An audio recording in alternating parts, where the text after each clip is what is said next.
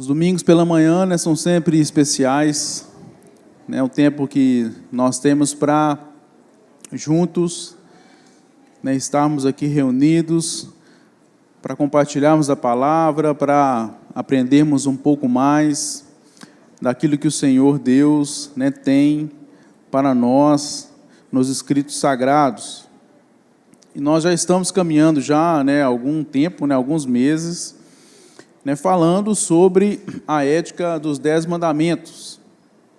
E nós estamos ainda, né, no 7º mandamento. O 7º mandamento,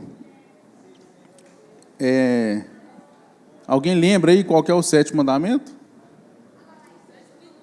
Está escrito lá? O que está escrito lá, irmã? 7º mandamento, vamos ver se a gente lembra. Ninguém? Alguém chuta? Nós estamos se não me engano, no 4º estudo do 7º mandamento. Eu sei que é difícil a gente lembrar das coisas, né? São tantas coisas.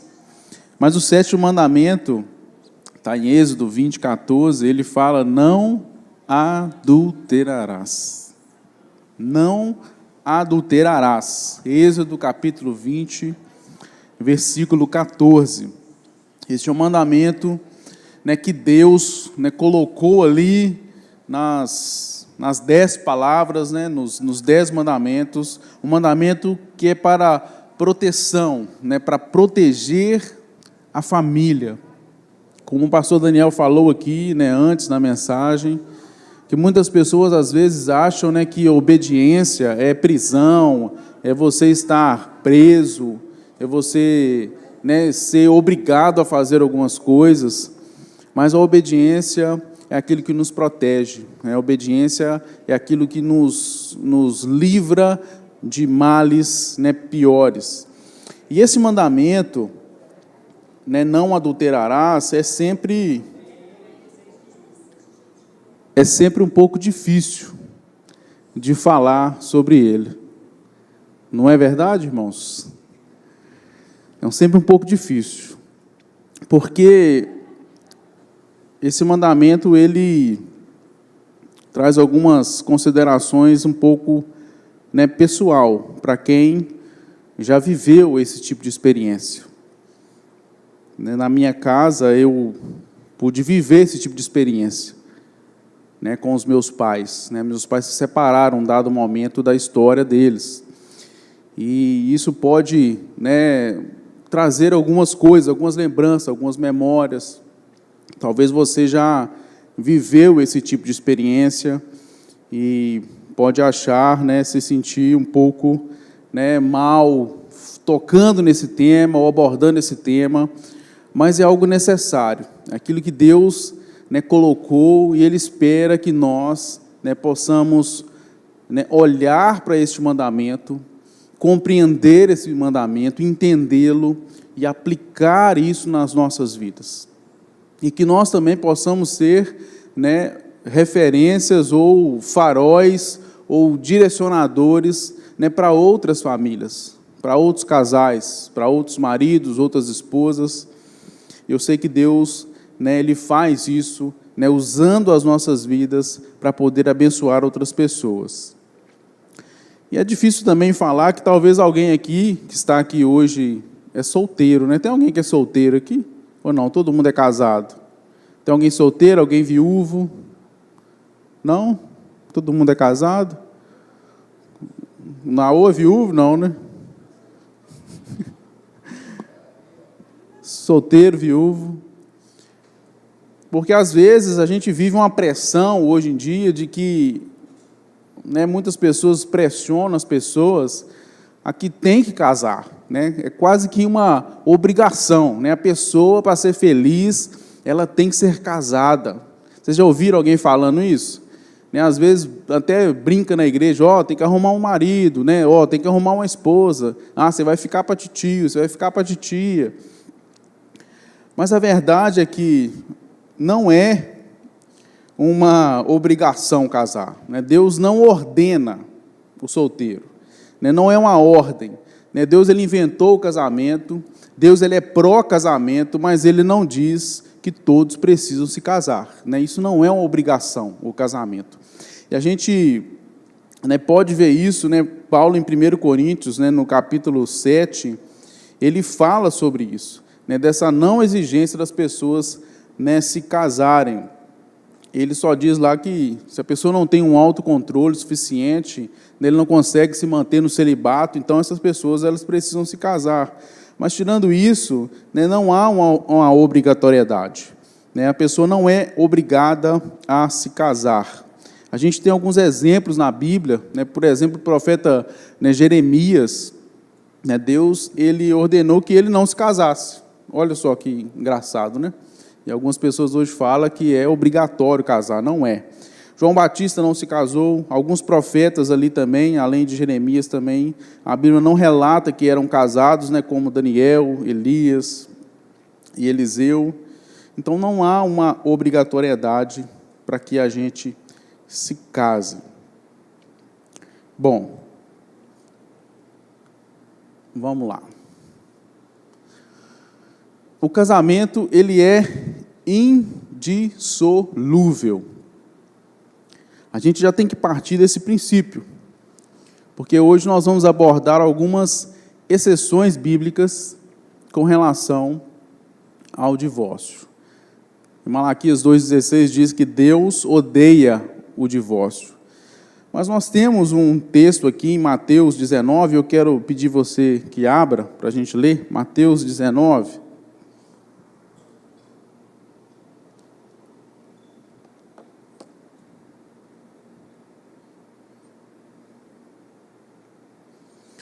Aqui Jesus ele é perguntado, né, sobre a legalidade do divórcio. Mateus 19, vamos ler aí a partir do verso 1.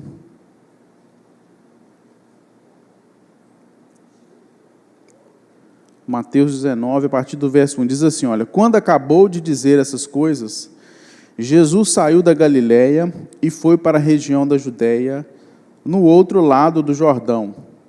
Grandes multidões o seguiam e ele as curou ali. Alguns fariseus aproximaram-se dele para pô-lo à prova e perguntaram-lhe, é permitido ao homem divorciar-se de sua mulher por qualquer motivo? Ele respondeu, vocês não leram que no princípio o Criador os fez homem e mulher e disse, por essa razão, o homem deixará pai e mãe e se unirá à sua mulher, e os dois se tornarão uma só carne?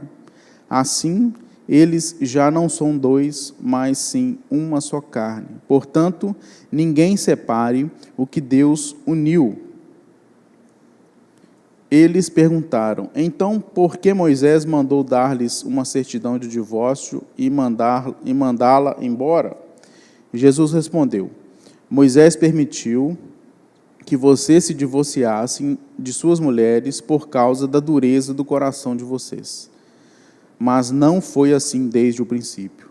No entanto, eu digo que todo aquele que se divorciar de sua mulher, exceto por imoralidade sexual, e se casar com outra mulher, comete adultério. Vamos ler até aqui somente. Então, a gente já tem que começar a entender um pouco isso aqui. Nessa discussão aqui entre esses mestres aqui, né, os fariseus e Jesus, há ali uma pegadinha dos fariseus. Né? Eles queriam, de alguma forma, que Jesus tomasse partido. Por quê? Porque ali havia duas correntes, né, de interpretação do texto de Deuteronômio 24:1, onde ali fala que o marido podia, né, se divorciar, né, se a mulher cometesse coisa indecente. E havia dois rabinos de referência ali naquela cultura. Um está escrito ali, né, que é o Shammai, e o outro é o Hillel.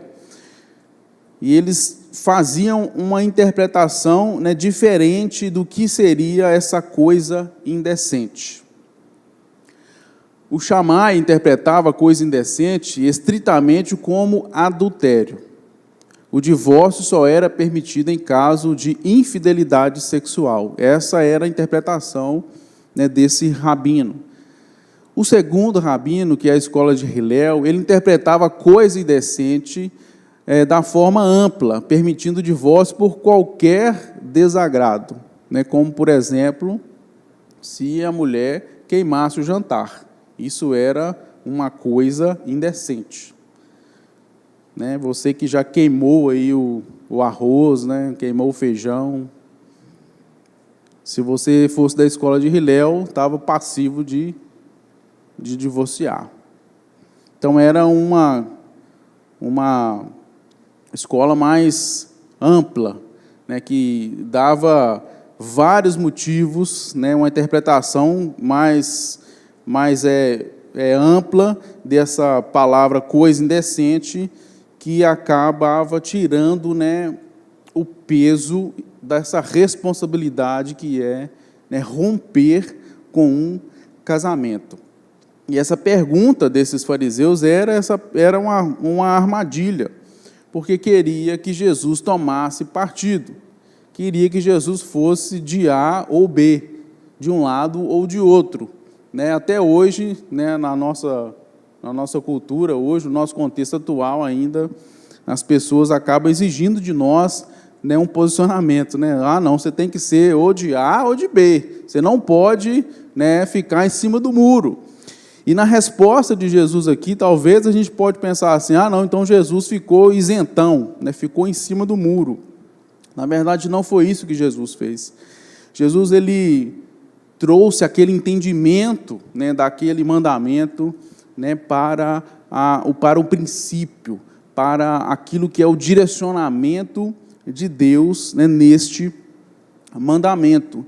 Então, Jesus, ele começa aqui dizendo que aquela pergunta, né, ele começa dizendo que aquela pergunta dos fariseus ali, ela não era tão correta, né, não estava direcionada da maneira correta. E ele começa, né, trazendo ali para a conversa o passado. Ele diz aqui, vocês não leram que no princípio o Criador fez homem e mulher e disse, por essa razão o homem deixará pai e mãe e se unirá à sua mulher? Então Jesus, ele traz essa memória de como foi no princípio, de como foi da maneira que Deus instituiu. E essa é a grande chave, né, para entendermos, né, esse contexto, o princípio, né, o pacto. Em Gênesis 2, né, Deus ele ali descreve, né, como oficiante da cerimônia, instituindo o casamento como um pacto. E esse texto de Mateus ele é muito interessante, porque ele diz algumas verdades para nós. Primeiro aqui, que Jesus afirma que o casamento é entre um homem e uma mulher. Eu sei que isso, né, pode estar claro para muitos irmãos, mas não custa a gente, né, relembrar e refrescar a nossa memória. O casamento, ele é entre um homem e uma mulher. É assim que é a instituição que Deus, né, instituiu. E é importante a gente usar também a linguagem atual, né, porque é um homem biológico e é uma mulher biológica, né, se casando. Este é o casamento que a palavra de Deus, né, nos mostra e Deus nos revela. E segundo, o casamento é quando um homem deixa a sua família de origem. Ele não se apega mais aos pais, né, ele não fica ali na barra da saia da mãe, mas ele deixa, ele pode continuar, ele não pode continuar ali, né, vivendo, né, sobre a tutela dos pais, esperando com que o casamento ali funcione dessa forma, mas ele precisa deixar a sua família, ele precisa apegar-se à sua esposa. A palavra é clara, diz aqui que o homem ele deve unir-se à sua mulher, apegar-se, aderir a ela, né, a grudar-se nela, ficar colado nela. É algo que não tem como separar. Eu já vi várias ilustrações, né, disso, de como seria isso, né, como, por exemplo, você misturar o café com o leite. Você mistura os dois ali no copo e depois você fala assim, agora eu quero que você tire só o leite desse copo, deixa o café. Tem como nós fazermos isso? Não tem como nós fazermos isso. Essa é a ideia de unir-se a uma mulher. É uma união, né, onde Deus fala ali que o homem e a mulher, então, ele passa a ser uma só carne, colados de tal forma e nunca deveriam ser arrancados e separados. É isso que Jesus está dizendo aqui, quando ele é perguntado sobre o divórcio. Olha, é assim no princípio. Homem e mulher que se casam nunca devem se separar. Essa é a ordem de Deus. Essa é aquilo que Deus espera de nós. Vamos caminhar aqui. Mas há algumas exceções bíblicas para o divórcio. Então eles perguntam a Jesus, então por que Moisés mandou dar carta de certidão, né, mandou dar uma certidão de divórcio e mandá-la embora? Por causa da dureza dos vossos corações, diz o Senhor, respondendo a esse questionamento.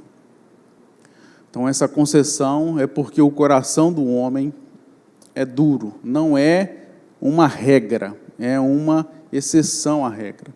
É algo que precisa, né, passar, né, por alguns crivos. E hoje a gente vai ver aqui, né, duas exceções que a palavra de Deus, né, nos direciona sobre o divórcio. A primeira delas é o adultério. Essa é a primeira concessão.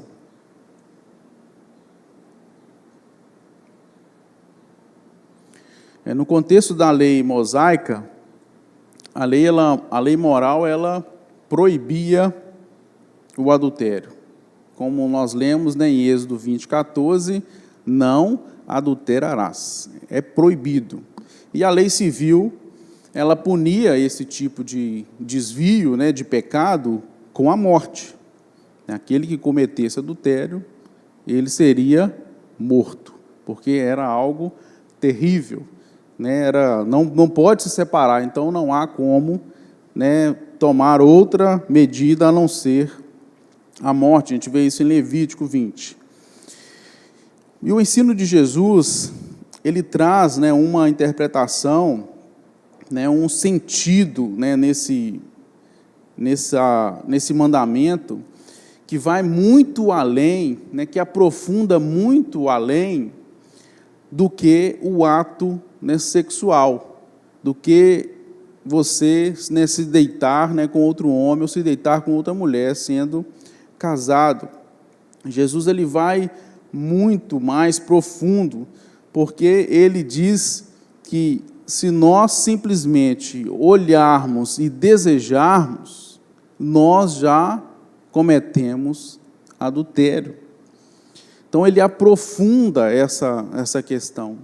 Enquanto algumas pessoas, né, poderiam, naquela época, estarem insatisfeitas por não cometer adultério, porque não dormiu com nenhum homem, não dormiu com nenhuma mulher, mas passavam a vida inteira, né, na sua mente, no seu coração, imaginando e confabulando coisas. Jesus vem e fala assim, olha, se no seu coração, se na sua mente você já está desejando, você já cometeu adultério. É aí que nasce essa maldade toda. É na nossa mente, é no nosso coração que vai trazer, que vai levar a nossa vida para longe daquilo que o Senhor, né, tem para nós. Jesus, ele não está mudando a lei mosaica, mas ele está condenando essa interpretação judaica.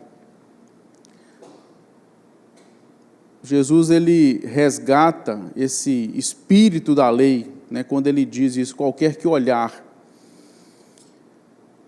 Em Provérbios 6:32, né, vai dizer: só mesmo quem quer arruinar-se é que pratica tal coisa. Né? O adultério ele traz grandes, né, prejuízos, e não é só o divórcio, né, que é o prejuízo do adultério. Não é só o divórcio, né? Sofrem os filhos, sofrem os parentes de ambos os lados, né? Todos acabam, né, sendo afetados, né, por esse pecado e por essa atitude, né, terrível. E esse problema, né, da infidelidade é algo que nós precisamos, né, pensar muito. Quando o apóstolo Paulo incentiva, né, pessoas solteiras a permanecerem solteiras, né, lá em 1 Coríntios 7, ele está nos lembrando de que o casamento é cheio de problemas e ansiedades. E isso é verdade, porque é como se a gente, o casamento, né, como se a gente tivesse algemado, né, a uma pessoa. Já pensou nisso? Você está algemado a uma pessoa, e essa pessoa ela é alguém tão imperfeito e tão falho quanto você. Quando você se casa, você toma essa decisão: olha, nós dois somos imperfeitos, somos falhos, mas eu estou com você agora, aconteça o que acontecer. Dando certo, dando errado, nós estamos juntos. A chance de dar errado é grande, mas a chance de dar certo também é grande. Então, essa é a ideia. O casamento ele é algo difícil. E estar algemado a alguém que é imperfeito e falho também é algo difícil. E ser fiel nesse contexto é algo trabalhoso também. Ser fiel nesse contexto é algo trabalhoso, é muito trabalho, e é um trabalho que vale a pena, mas ele continua sendo muito trabalho. Eu não sei se vocês já ouviram alguma história de alguém que se divorciou, ou de alguém que cometeu adultério. Eu já tive a oportunidade de ouvir algumas histórias. E as justificativas, às vezes, são assim, coisas que são bobas, são pequenas do ponto de vista de quem está fora dos relacionamentos. E você consegue perceber o tamanho, né, de como aquela pessoa, né, é egoísta, de como aquela pessoa não compreendeu essa grande bênção de que é estar, né, ao lado de uma pessoa que não entendeu que esse trabalho é muito grande, mas é um trabalho que vale a pena. E é difícil mesmo estar casado. Só quem é casado aqui sabe como é difícil estar casado. O casamento é algo que requer muito de nós. Uma autora chamada Elizabeth Dodds, ela escreveu uma biografia sobre a esposa de Jonathan Edwards. Jonathan Edwards foi um herói da fé, um grande, né, evangelista, um homem de Deus. A esposa dele chamava-se Sarah Edwards. E o título que ela colocou nessa biografia da esposa dele foi Casada com um Homem Difícil. Casada com um homem difícil. E se alguém um dia fosse escrever uma biografia da Juliana, poderia usar esse mesmo nome. Casada com um homem difícil. Porque nós somos pessoas difíceis. Nós, né, criamos situações que às vezes deixam as coisas mais difíceis ainda. Por nosso egoísmo, por nossa dureza de coração, por nossa falta de perdão. Então, nós criamos situações. C.S. Lewis, ele diz uma coisa interessante sobre o amor romântico. Ele diz que é ficar face a face, olhando nos olhos um do outro. O amor romântico é você ficar face a face, olhando no olho um do outro. Você já tentou fazer isso? Né? Ficar olhando assim no olho um do outro, assim, o tempo todo? Já tentou fazer isso? A gente não consegue ficar muito tempo, não é verdade? Mas esse é o amor romântico, é a gente ficar o tempo todo olhando. Não é fácil. E nem é divertido, né? É entedioso. Olhar nos olhos de alguém por muito tempo. Às vezes, até conversando, a gente não consegue ficar olhando muito tempo, né, no olho da pessoa. Aí o nosso olho vai no nariz, aí a gente olha na orelha, aí a gente olha para a testa, olha para o queixo, olha para a boca, mas a gente não consegue ficar o tempo todo olhando nos olhos. Uma hora em algum momento, a gente vai cansar de olhar nos olhos, alguém vai cansar de manter os olhos fixos no outro, então a gente vai parar de olhar. E o amor romântico é esse olhar, face a face. C.S. Lewis também diz que a amizade é andar ombro a ombro, né? Andar lado a lado, um de ombro com o outro, olhando para o mesmo objetivo. O mesmo objetivo, seguindo na mesma direção. E talvez o casamento seja um pouco das duas coisas.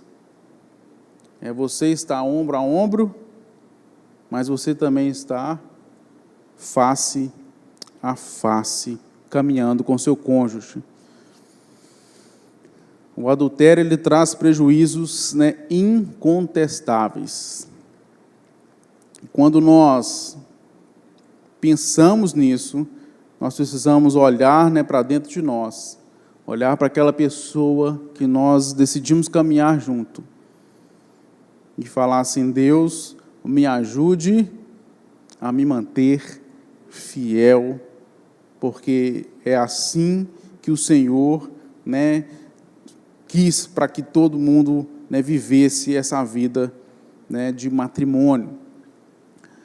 Fato é que essa é uma concessão dada, porque o nosso coração é duro, porque nós, às vezes, né, não temos a condição de perdoar, ou não temos, né, a condição, né, de nos manter fiéis. Então, muitos casamentos estão acabando, né, por causa do adultério.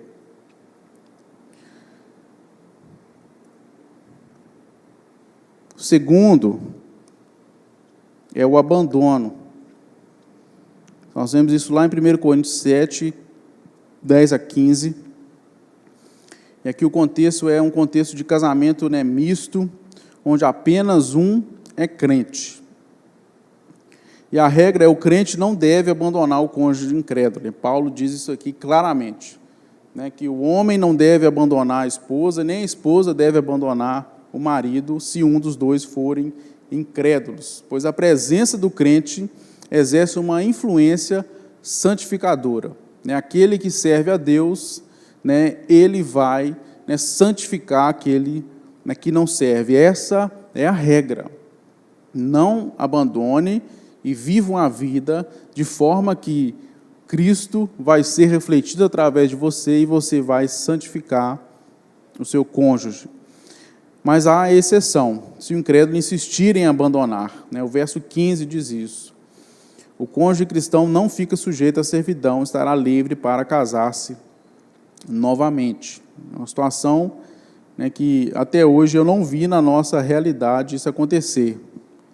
Talvez algum de vocês tenham visto isso, né? Alguém que é casado com um crente e a pessoa não é crente e não quis continuar porque a pessoa, ela é cristã, então para ela não dava, ela saiu de casa. Eu nunca vi isso acontecendo.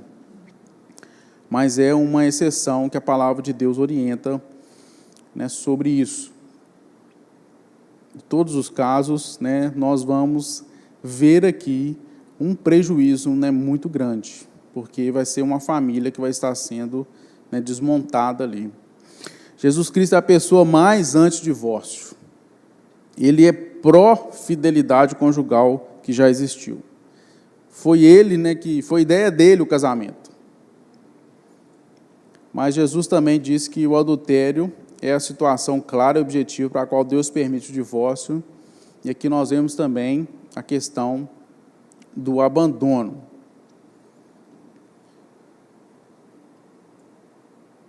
Vamos seguir aqui.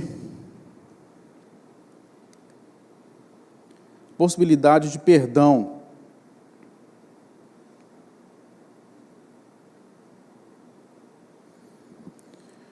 É importante a gente ter em mente que o divórcio não é obrigatório. Não é obrigatório. Você não é obrigado a divorciar-se.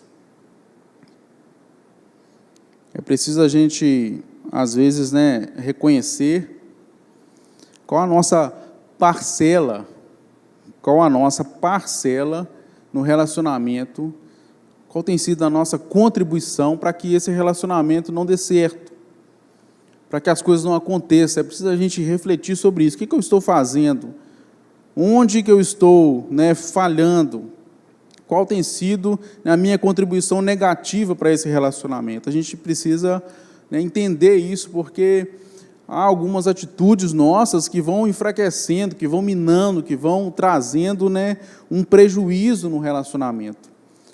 Sabe, aquele de olhar nos olhos, às vezes nós não estamos querendo mais olhar nos olhos. Aquele andar lado a lado, nós não estamos querendo mais andar lado a lado.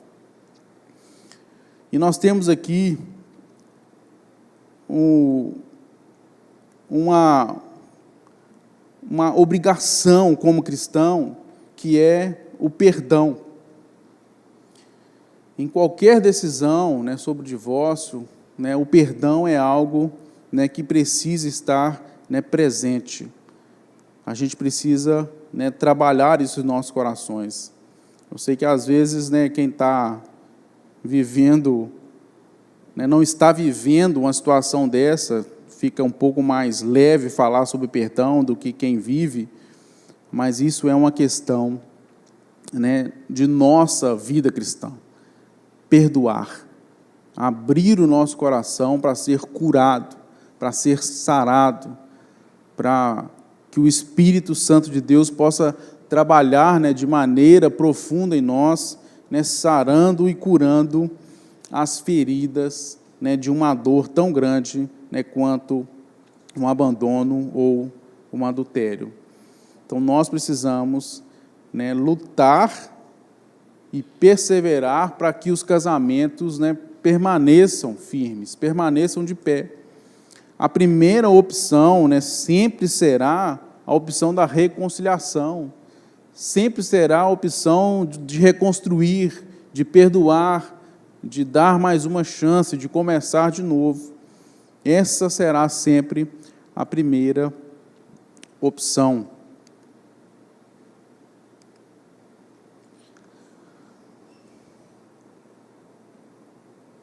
Algumas considerações. Os discípulos, depois que Jesus explicou tudo isso, dizem assim: olha, se essa é a condição, não convém casar. Nós cristãos não podemos nos deixar levar pela mentalidade do mundo. Então não convém que a gente case, então, já que é tão difícil assim, é tão complicado, eu não posso largar por qualquer motivo, então eu não quero casar. A gente não pode ser levado a essa mentalidade, que não é a mentalidade bíblica. O divórcio ele não é a vontade de Deus. Malaquias vai ser claro ali, dizendo que Deus odeia o divórcio.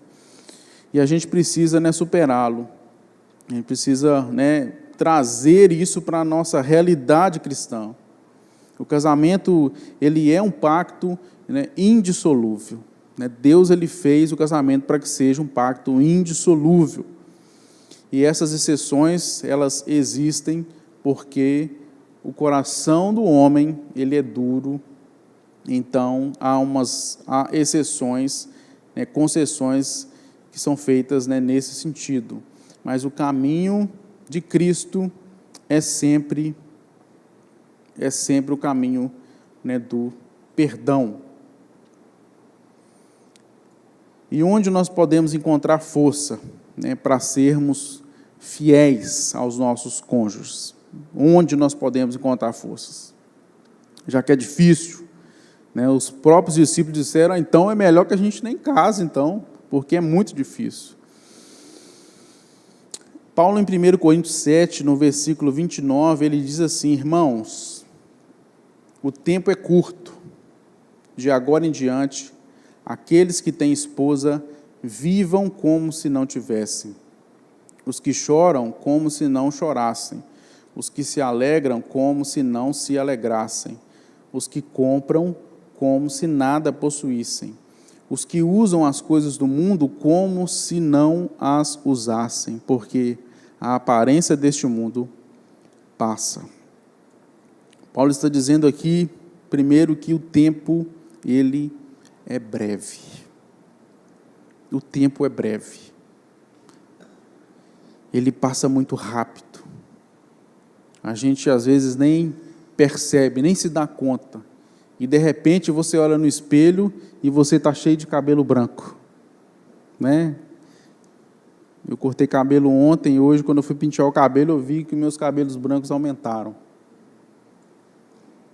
Já estou esperando eles começarem a cair, né? Porque não cai não. Não é fácil assim, não cai fácil não, né? Passa escova. Mas o tempo é breve. O tempo passa muito rápido. Em segundo, que a vida, ela é curta. Muito curta. E Cristo, ele pode voltar num piscar de olhos. Ele pode voltar agora. Ou no final dessa aula.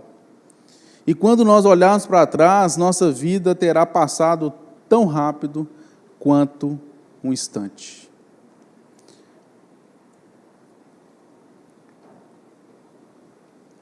E nós precisamos, dessa compreensão da palavra de Deus para começarmos a valorizar mais aquilo que nós estamos vivendo, no agora. E Paulo, ele diz uma coisa aqui que parece estranho, os que têm esposa vivam como se não tivessem. Os que têm esposas vivam como se não tivessem. É estranho isso, Talvez alguma irmã aqui possa provavelmente dizer assim, olha, meu marido é ótimo nisso às vezes. Parece que ele age como se não tivesse esposa. Mas não é isso que Paulo está querendo dizer. Paulo está querendo dizer uma coisa que talvez vai soar diferente do que a gente tem costume de ouvir. Há uma forte tendência na nossa sociedade hoje, de colocar um enfoque muito grande na família, de trazer um holofote muito grande na família, de colocar a família numa relevância extraordinária. E, de fato, a família, ela tem um papel importante. De fato, a família, ela é algo importante. De fato, a família, ela é algo que Deus, criou, uma instituição que Deus criou, que Deus abençoa. A família é algo que reflete Deus, mas tem um perigo muito grande. Tem um perigo, o perigo aqui não é de não amar, ou de amar pouco a família, quando Paulo está dizendo isso. Mas o perigo é amar a família mais que a Deus. E é uma tentação real em nossos casamentos, em nossos lares, de tornar a nossa esposa, de tornar o marido, ou até mesmo os filhos, o centro absoluto da nossa vida. E aí nós levamos a nossa vida inteira em favor da nossa esposa, em favor do nosso marido, em favor dos nossos filhos, e eles então se tornam o centro absoluto da nossa vida. E Paulo está dizendo, isso é perigoso. Isso pode destruir você. Porque o seu cônjuge não é perfeito. A sua esposa não é perfeita. Se você fizer do seu cônjuge, o seu salvador, a pessoa que supostamente te dará sentido e completará a sua vida, ele ou ela certamente vai te decepcionar. E quando ambos decepcionarem um ao outro, o desastre vem. Paulo ele está dizendo, não transforme seu cônjuge em Deus. Transformar o seu casamento em uma parceria, mas transforme o seu casamento em uma parceria que olha para Deus. Nosso casamento ele precisa ser essa parceria, né, de olhar para Deus. Ele não pode ser o nosso Deus. C.S. Lewis ele dizia que quando você transforma algo que não é Deus em Deus, esse algo se tornará um demônio e atormentará você. Se você tentar fazer do amor romântico, né, sua identidade, seu significado, sua fonte de alegria, sua base de segurança, ele se tornará um fardo insuportável sobre seu cônjuge. Você vai estar colocando uma carga muito grande sobre ele quando você fazer do amor romântico sua identidade, seu significado, sua fonte de alegria e sua base de segurança. Nós falamos no início, né, que o amor romântico, né, C.S. Lewis fala que é face a face e a amizade é lado a lado. E Paulo está dizendo aqui que o casamento cristão precisa ser os dois. Nós precisamos, né, de olhos nos olhos, mas também precisamos ficar lado a lado, olhando para algo maior. Maior do que nós mesmos, maior do que os nossos filhos, olhando para algo maior do que os nossos objetivos, olhando para algo maior do que a nossa família, olhando para Cristo. Sem isso, o romance ele vira um concurso de resistência. Sabe, aquele de ficar olhando um nos olhos dos outros?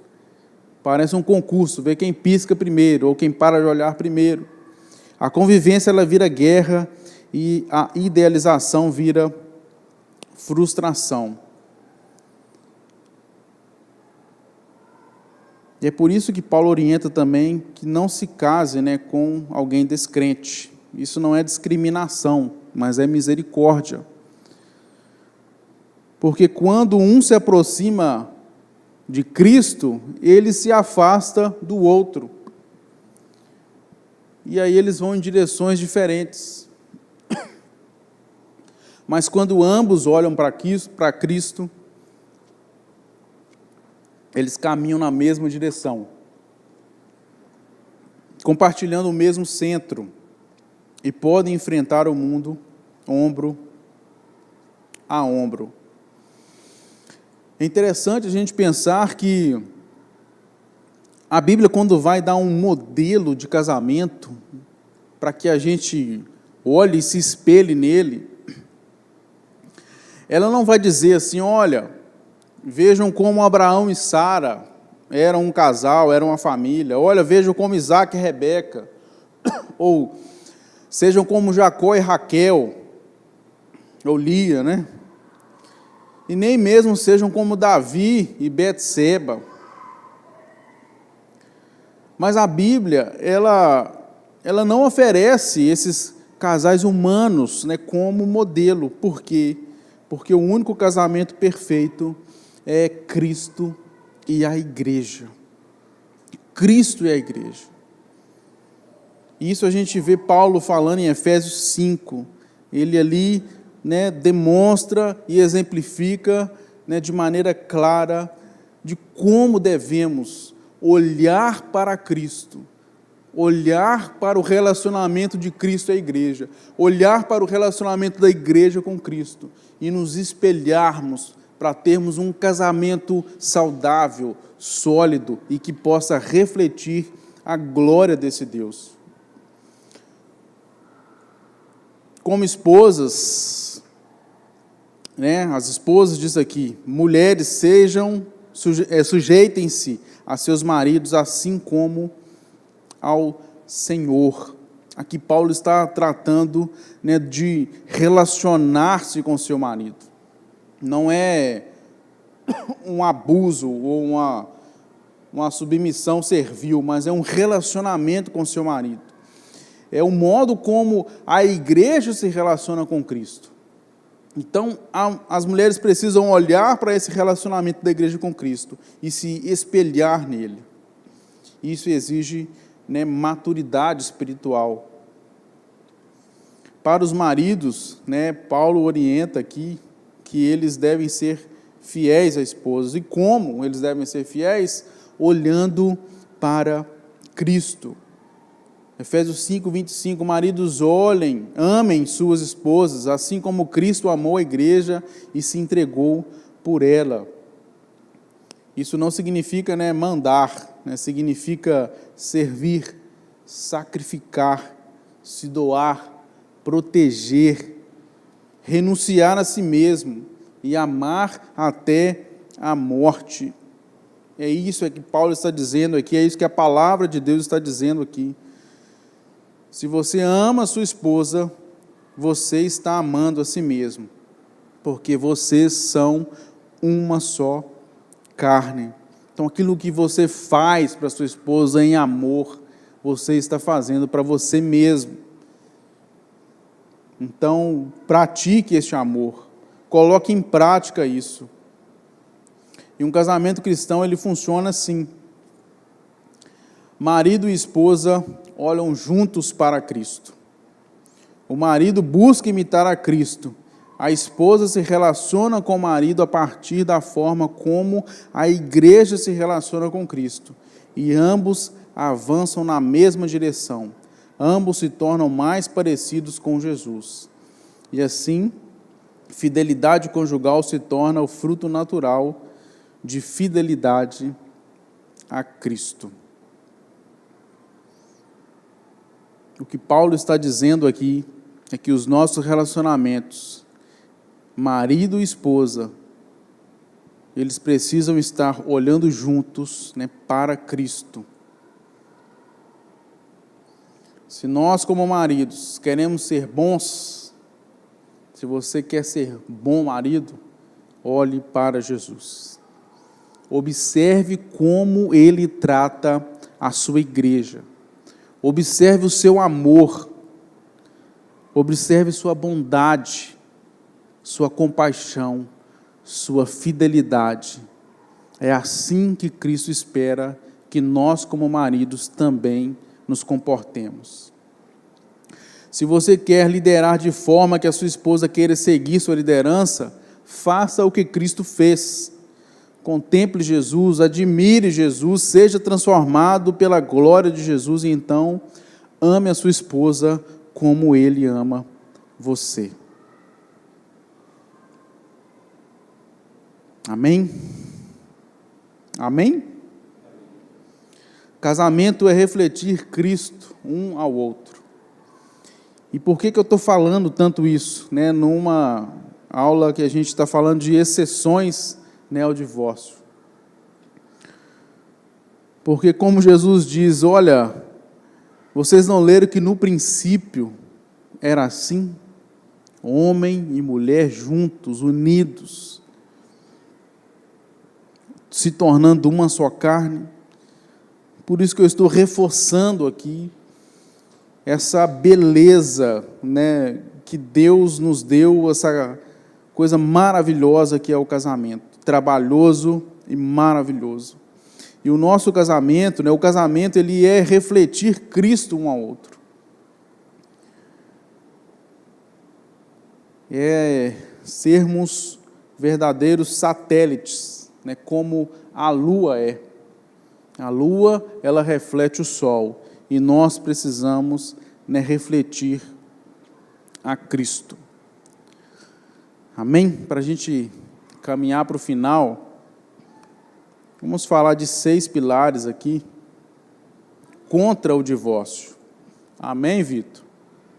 Vamos tomar uma água aqui, né? Está acabando, Vitor. 6 pilares contra o divórcio. Primeiro pilar,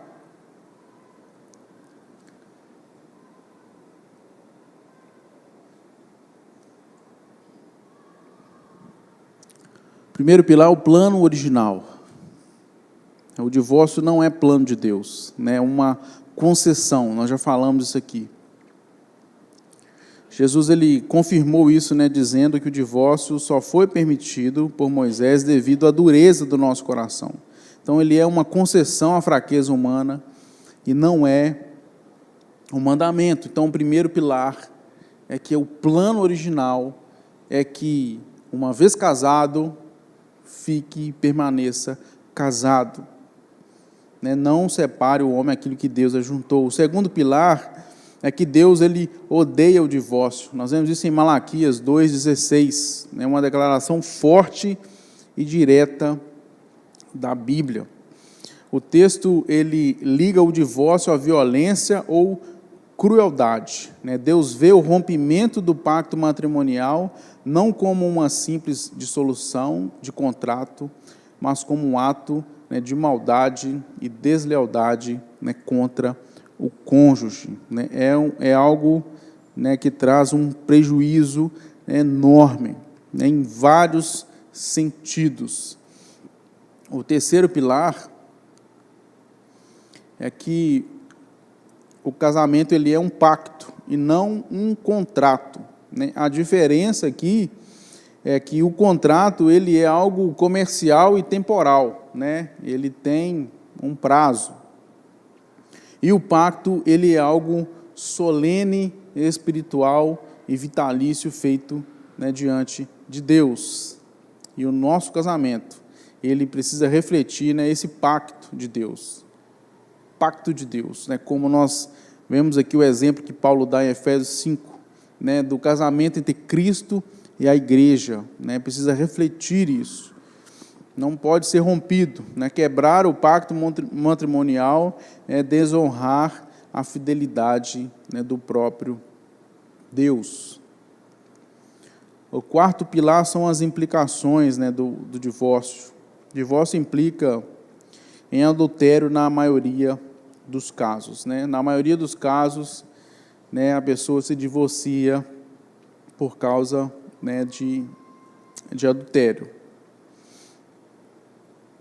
E Jesus é explícito, Mateus 19:9, ele diz: quem se divorciar de sua mulher, a não ser por imoralidade sexual, e casar com outra, comete adultério. Então, Jesus deixa claro aqui que a única exceção de Jesus é a imoralidade sexual, que abre a porta, mas não a torna obrigatória. A gente tem que sempre lembrar que, mesmo neste caso, a palavra encoraja o perdão e a reconciliação.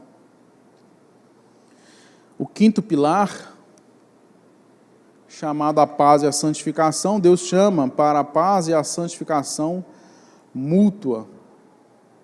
Para o caso de um crente casado com um incrédulo, Paulo vai dizer aqui, é claro, nós já falamos sobre isso, se o marido descrente ou a mulher descrente concordar em permanecer, não o deixe.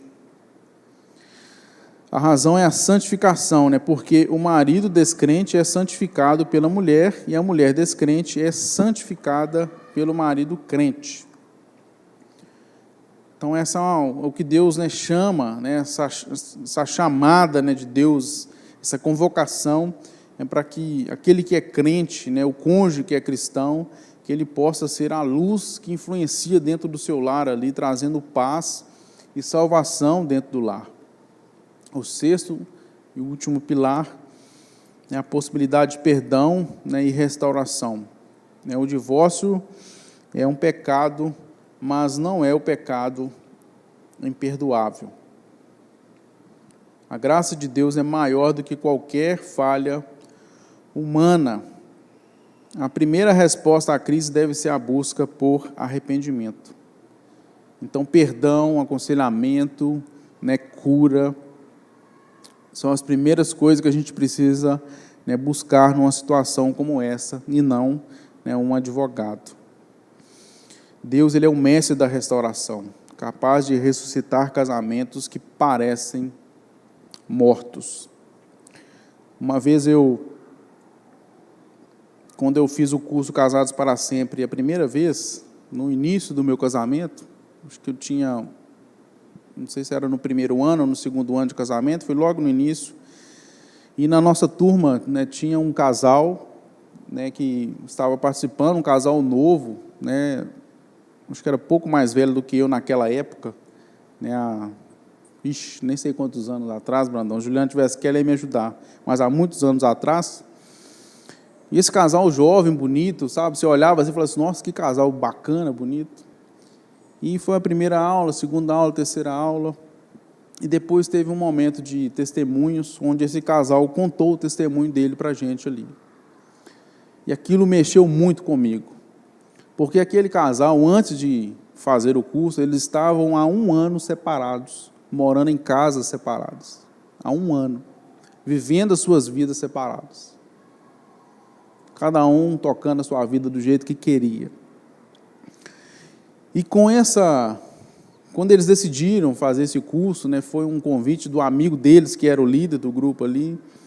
Eles relutaram, mas toparam a ideia. Vamos ver. Eu não sei se esse trem vai dar certo. Já tem 1 ano que nós estamos separados. Eu acho que não tem mais jeito. Mas Deus, Ele é o mestre da restauração. É aquele que conserta as coisas quebradas. É aquele que cura as feridas. É aquele que pode ressuscitar aquele que está morto. E aquele casamento foi restaurado ali naquela ocasião. Aquele casal, né, voltou de novo. Né, estavam juntos. Eu não sei hoje como é que eles estão, mas naquele período ali foi algo assim, né, de muito renovo da nossa fé, naquilo que Deus pode fazer e nos ajudar a solucionar os nossos problemas. Às vezes estamos passando por situações dentro das nossas casas, dos nossos relacionamentos, né, coisas tão pequenas, tão triviais, que a gente às vezes fica, né, mastigando aquilo, vivendo aquilo e trazendo um desconforto nos nossos relacionamentos sem necessidade. A gente precisa abrir os nossos olhos e enxergar e entender que o modelo que Deus espera de nós, que nós sigamos, é o modelo de Cristo e a igreja. Nós, maridos, quando estivermos numa situação difícil dentro dos nossos lares, precisamos olhar para dentro de nós e enxergar, né, aquilo que Cristo, né, faz, o modelo de Cristo. Esposas precisam olhar para dentro de vocês e enxergar o modelo de Cristo, do relacionamento da igreja com Cristo. Então nós teremos, né, lares saudáveis, casamentos saudáveis e fortalecidos, né, pelo Senhor, com problemas, com dificuldades, com desacertos algumas vezes, porque nós somos falhos, o nosso coração é duro, mas quando tomamos a decisão de andarmos ombro a ombro, olhando para Cristo, então assim nós estaremos firmes naquele que nos chamou, que é Cristo. Amém? Vamos orar? Feche os seus olhos. Você que está com a sua esposa aí, pega na mão dela forte aí agora. Essa caminhada é muito dura, é difícil, mas estamos juntos. Diz para ela aí, para o que der e vier. Deus, em nome de Jesus, queremos agradecer ao Senhor pela Tua palavra, pela Tua orientação, pelo Teu direcionamento. Obrigado, Senhor, muito obrigado. Nós somos pecadores, nós somos falhos, nós erramos,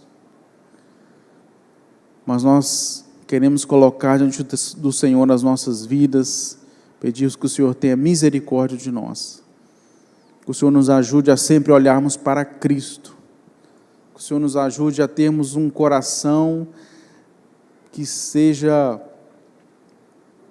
aberto ao ensino da Tua palavra, que o Teu Espírito Santo possa trabalhar em nós, Senhor, para que possamos construir lares que sejam, meu Deus, lares que refletem o relacionamento de Cristo com a igreja, lares que vivem perdão, lares que vivem a misericórdia, lares que vivem o amor, lares que vivem a fidelidade, maridos fiéis, esposas fiéis, olhando para Cristo, para que assim possamos preservar os nossos lares, preservar os nossos casamentos. Deus, em nome de Jesus, nos ajuda, Deus, que os nossos olhos estejam fitos no Senhor, e assim nós possamos caminhar firmes, ó Deus, com a certeza de que o Senhor é conosco, nos abençoando e fortalecendo os nossos lares. Deus, em nome de Jesus, amém